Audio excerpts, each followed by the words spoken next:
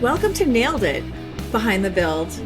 I am here with the McQuinns, and we are all from Jackson Lumber and Millwork and Jackson Kitchen Design, and we're excited to start this podcast to talk about building and kitchens and life and friendships. So, how did you guys get to Jackson? Well, I've been here since about 16 years now. Jackson Lumber kept on calling me for sick of me stealing their customers. Yeah. And it was time for a life change, so that's where I got started. Yeah. And then after, God, how many years you been here now, babe? Almost 6. Yeah. 6 years? Yeah. And we met, 9 years ago? She was Yes. working for Morgan Stanley. Yeah. Sick of driving down into Boston, sick of taking a train, sick of that commute, 2 hours each way, and had an idea of, how do I grow my business without basically taking on new business, but I always take on new business, and I lacked in the kitchen sales. Yeah. So That's not where it started. He needed an assistant. Oh, that's true. That's true. Yeah. Kitchen's kind of evolved Yeah. from the assistant aspect. He had me.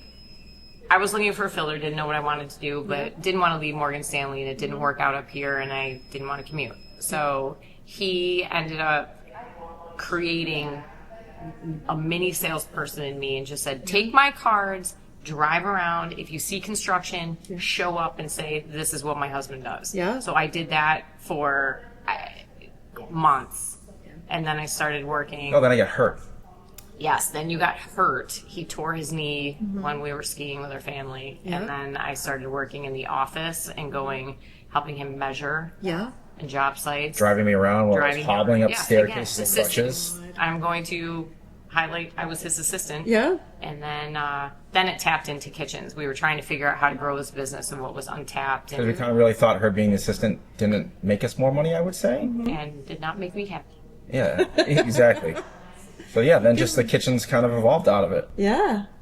So what you don't know about John at this point is he is the top salesperson at Jackson Lumber and Millwork and does a really extraordinary job on both the residential and the commercial side. So I know that that's something that, we work on projects and his name is all over the award-winning kind of a picture. And that's who I know you as, Well, I appreciate that. Yeah, yeah.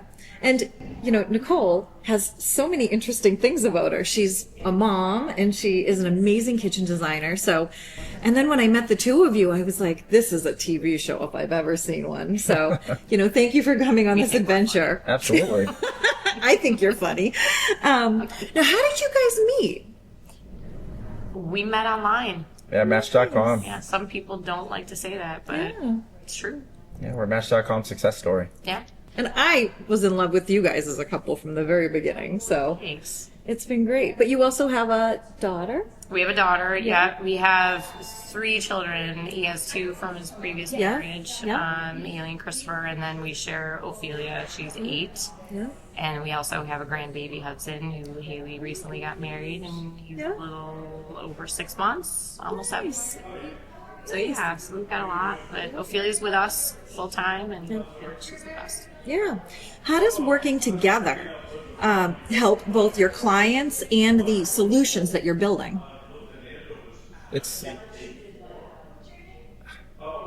We are just a team. I mean, it's pretty much that. I mean, back in the day, I depend on her for a lot of stuff. I'd call her. She'd just make things happen.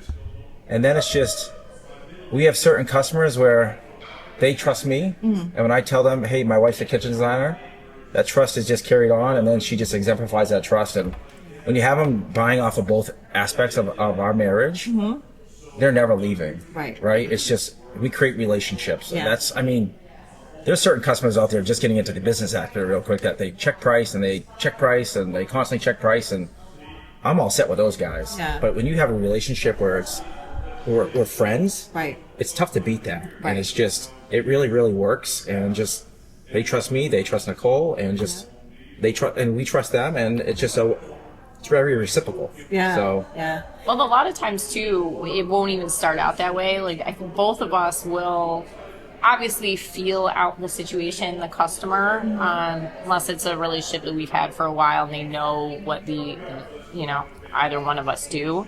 But a lot of times it's something where it's like just in conversation where he may not even know that they're planning on redoing the kitchen, or I may not know that they're planning on doing their windows. And in conversation, because they're comfortable with both of us, and it's like, oh, let me put you in touch with my husband. He can help you with the windows, or he can help you with the addition that I'm not working on. They're like, oh, that would be great. I didn't know where to start. Da da da. Yeah. So it kind of evolves that way too. Yeah, I think the other thing about relationships is when you know someone, you know what to recommend because you kind of see them in their life and you kind of, get that kind of deeper value than just, being a millwork salesman or a kitchen salesperson. Sure. You're like committed to their happiness and success. So that makes complete sense. Yeah. What are your favorite products? What are the products that you work with a lot? I would say though, obviously I sell a ton of lumber, so not too much I don't love 2x and stuff like that.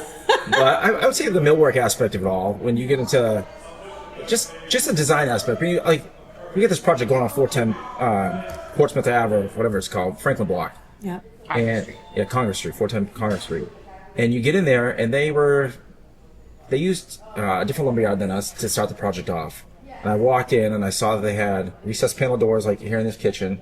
But then you walked in, and I saw that their interior doors were all raised panel. And to me, that was just kind of like, well, what are we doing here? Because you're showing craftsman in one style, but kind of contemporary in a different style. Mm-hmm. And that's where I was like, hey, we can do this in a different aspect, save you some money, and then just kind of tweak things with all the certain stuff that Jackson has to offer, of the different moldings and is just not 1x4, because 1x4 can be a little bit more expensive than using a casing. So it's just the uniqueness of that, and just spreading that knowledge to those folks to say, hey, we can do it this way, maybe save you a little bit of money and give you that same look, if not a different look that not everybody has, and stuff like that. So a cohesive aesthetic. Exactly. That, which they didn't even realize they didn't have. Yeah. Right. Yeah. Yep. That makes a lot of sense. Now, how about you? What are your favorite things to sell? Favorite things to sell? Everything's different. Yeah. Kitchens. Yeah. Exactly. I give you away some days. Fair enough. It's every project with kitchens is different, obviously, because it depends on the customer. But I don't know. You know what? Let me interrupt. You love to sell design. I do, I guess myself. Like that, in all fairness, yes, thank you. Yeah. What John said, the biggest thing What does that mean?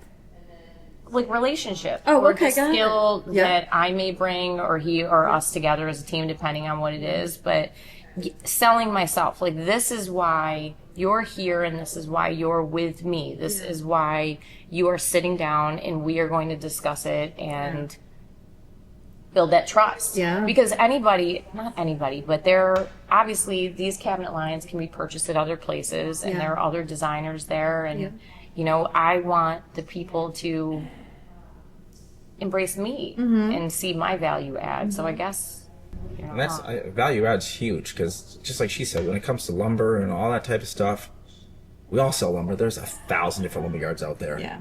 And it's just, I built my success through relationships and people. Like, I'm not the cheapest guy. Like I tell people, I'm not the cheapest, but you're not the cheapest builder either. Yeah. So why do I have to be the cheapest? Yeah. And it's just, you can sit there and have those type of conversations with customers, and then they actually see that value. Right. And not only that, I answer my phone. Like, even during this podcast, I'll be sitting here on my phone doing stuff. I tell my customers I'm available from morning to night. Yeah. On the weekends, they can get a hold of me, and she hates it. Right. But it's what's made me pretty successful at this job, and just, it gets customers coming back that they know, hey, I can send them a text at 5:30 in the morning. Yeah. He's answering it at 5:30 in the morning. Right. Most mornings. Right. So it's just, I don't know, something to be said for that. And it's just, I've lived off a couple adages, like, make something off of something, then nothing off of nothing, and then, you never know when customer A is going to be customer Z, and customer Z is going to be customer A. Yeah. And I treat everybody the same. Yeah. So I don't differentiate that way, but, with Nichole, it's her eye for design. Like, with our house, people come into our house. We have a house from like the 1800s, 1874. We bought it, and it's just supposed to be a kitchen. That was it. It's supposed to be a kitchen and a deck. Yep. And we didn't even end up doing the deck. We ripped the deck off and pivoted. And it turned out to be the entire house. We redid the entire single house. Yeah. How long have you been redoing your house for? all together. 3 years. Yeah, 3 years. We just finished. Yeah. And we redid our We're not last even done house. yet. We're not even done. And We redid our last house. we redid our last house. Yeah. And when everybody walks into our house, they are just amazed at the attention to detail Yeah. and the design aspects. And we didn't hire a designer. Yeah. I had one, so why would I have to hire one? It probably cost me more money than I hired a Yeah. You had to marry her too. There wasn't a budget. It was more fun. because Imagine everybody what it would else- cost me to get rid of her. I know, exactly. Which Just you would kidding. never want to do. No. Yeah. But yeah, it's just, and that's just where I see what she does there, and it's what she can do in a house from the 1800s. And then to today's world, it's just people they see it and they know what she's capable of, and they see it and they just love her. Yeah. So as do I. I appreciate that. But So, we talk. I'm sorry, I didn't interrupt you. We talk about that all the time too. I don't know if you use it as much as I do, but I use that project with my customers Yeah. in a multitude of facets, just for examples of how you run into issues in the kitchen where everybody highlights, the triangle, the working triangle, and that may not work in your kitchen. It may, but how is it going to work for you? So I use that as a big example and talk about like the millwork. And it's like, if you want to do this, like Joe came out to our house and helped us measure them and all different things. But it's been a great example to use with customers too, which is We bought highlighting Jackson. through our house. All these products we bought that we ran custom millwork through it. Mm-hmm. We had knives made to shape some of our moldings around our doors because the moldings were forever old. Yeah. And that's one thing that Jackson can do. The panels on the walls, the wainscoting on the walls, we did it in panels, not just build it. So when it dries, it doesn't separate. You don't see the butt joints and stuff like that and seams. We did Anderson Woodwright inserts, and which is not Anderson's replacement window because we can't sell the renewals. But the Woodwrights were perfect for our house. They fit the time, they fit the need. The kitchen came through Jackson. Certain and then other aspects when you just see how builders run into problems and the problems that we see when we did our own house. Now I can even imagine. You just magnify that if you got 4 houses going on, as a builder will sometimes have going on, and just the problems that you can have that delay aspect of a project. Yeah. And it's a snowball effect, and it just pushes this some back, and this some back, and this some back. And then when guys are like, hey, I have to push this load, I'm like, well, I get it. not ready. Right. Yeah. Things aren't ready. And Ran into an then issue. sometimes you hear shipping like, oh, what, they get all mad because it's not leaving the dock. But it's like, hey, things happen. Right. And everybody's got to understand that that's reality. Yeah. Working from a hot plate in the basement because your kitchen's 10 weeks out. Yeah. You don't have a stove and you've got all of your food down. And there's a lot. But that one project helped us relate, and again has been used as such an example or a facet of projects that we've had. And you can probably have so much more compassion because it's Yes. so close to you. And then you're a couple and you work together and you're dealing with all these different levels of relationship, which makes it really powerful, kind of a powerful experience. So I did hear that you had a drip in the first week of your new home. Oh yeah. And then it turned into this really kind of fun project, right? Yeah, eventually, yeah. It took. That was, I don't know if I'd call that fun, but In the end. that was him screaming pots and from pans the and downstairs. drilling holes in the ceiling. And that was She was shocked I could use a drill. Nice. accurate. It's like, what are you doing? But it was part. It was just supposed to be the kitchen and probably that space, a weird space. But then, And then Turned we it just, into a library? turned it into a library. Nice. Yeah. Right in your entryway. I'm like, how Yeah. awesomely cool is that? Yeah, it took on its own identity. It was a very strange room, took on a very cool identity, and we're so ridiculous. At the end of this project, I think I equate it to our dog, as I mentioned, we have a German Shepherd, I think off camera, but he has 4 beds on the downstairs. It's not allowed upstairs. He will go from every room, like every 20 minutes, and lay on these beds. I'm like, what is he doing? So John and I, whenever sometimes we will have a night where we just open a bottle of wine, don't turn on the TV, put on a record, and we'll sit in a room and talk.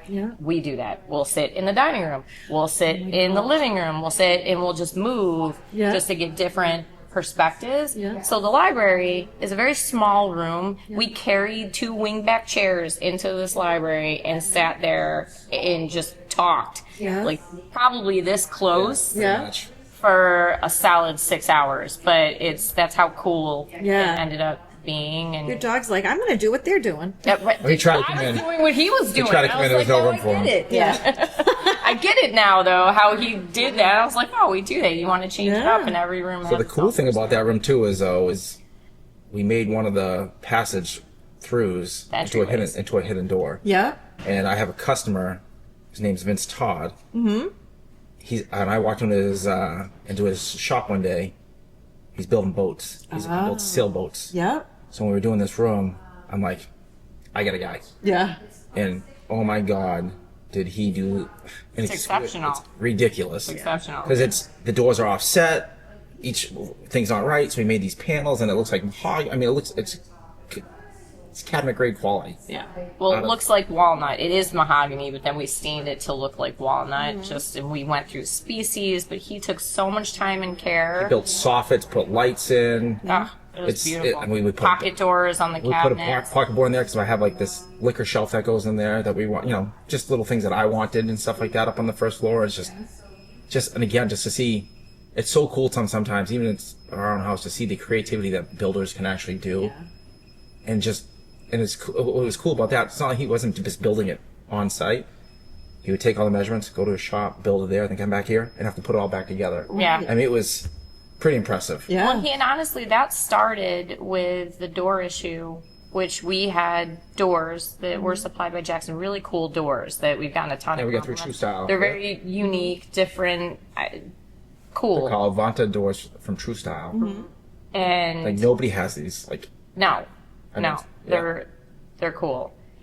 We ran into an issue where, because it's an older home, the upstairs, the width on the door was too thin. An inch and an eighth instead of inch and 3/8. Mm-hmm. So then when we went to True Style, I said, hey, I'm replacing all my doors upstairs. I need these. And thank God, I don't even know how I even caught it. I just grabbed the door. I'm like, that feels weird. That yeah, doesn't feel right. Doesn't feel standard. I measured it, and I'm like, so I called True Style up, and they're like, yeah, no, the smallest we do is inch and 3/8. I go, uh-oh.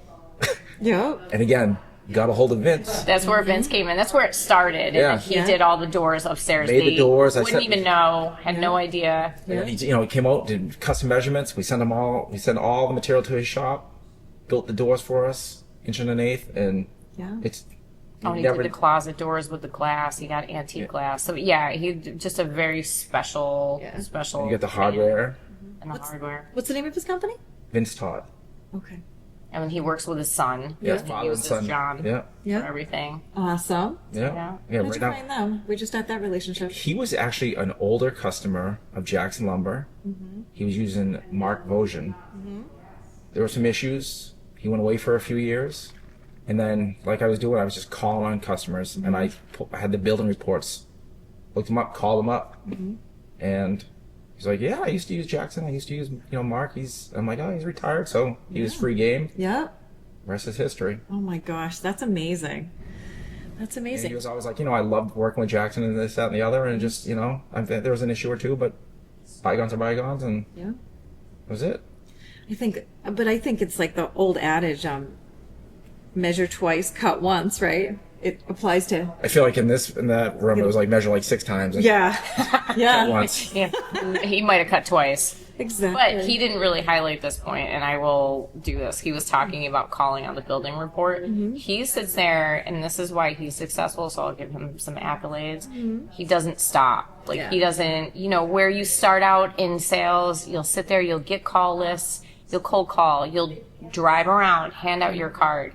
He's been the number one salesperson for years, for the majority of our marriage, and he still will call people off the list and see who's hasn't been using Jackson or who went radio silent for a little bit. Yeah. And if they get stagnant on my phone too, it's just nobody listen to this. I'll be driving down the road, and I'll be like flipping through my thing, like, oh, I haven't talked to this guy in a little while, and just shoot him a message or give him a call, and it's just, You know, out of sight, out of mind, right? And if Exactly. they don't see you, they don't hear from you, they might be using somebody else. Because again, Right. you turn every corner, street corner you turn, there's a lumberyard. Yeah. There's somebody, and if they don't go looking, people come looking for them. Yeah. Like, I have people constantly calling on my jobs, and and they tell me which call was here.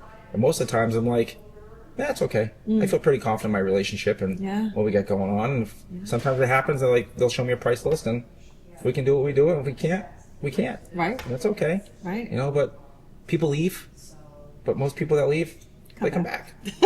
Exactly. You know? Grass is always green on the other side. Yeah. Except with Millwork. Until you get there. Right? This is the greenest grass you're ever going to get. Yes.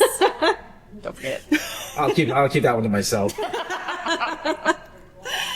Now, what about trends? What are you seeing for trends? Are you seeing any of these? I feel like I've seen a lot of projects that have these high ceilings and, you know, beautiful spaces and. I see stuff going back to classic. Really? Oh, yeah. Like Yeah. Nice. Grass is back in. Well, brass, Yeah. but natural wood tones we're seeing, not just in cabinetry, but throughout, like a lot of, obviously funky wallpaper. You know, you'll see some retro stuff, kind of bringing like the 70s back. Yeah. The pinks. Shaker's and- still in, like the Shaker's. Shaker's always in, especially in New England. I feel like New England's its own identity, so you can't go wrong with classic there. But Yeah, there's very a lot rare of to see natural tones. modern, like when I get into like the interior doors, like very rare are we doing like a Berkeley door, or, you know, it's just, and if you do, like, I think the one thing with that is if you think like, oh my God, I'm going to sell this house in 5 years from now, somebody's going to want that. Yeah. You're right? Down the city, I disagree. Down the with you. city is Down the different. we do a lot in the Medford, Arlington area. We share a really big customer whose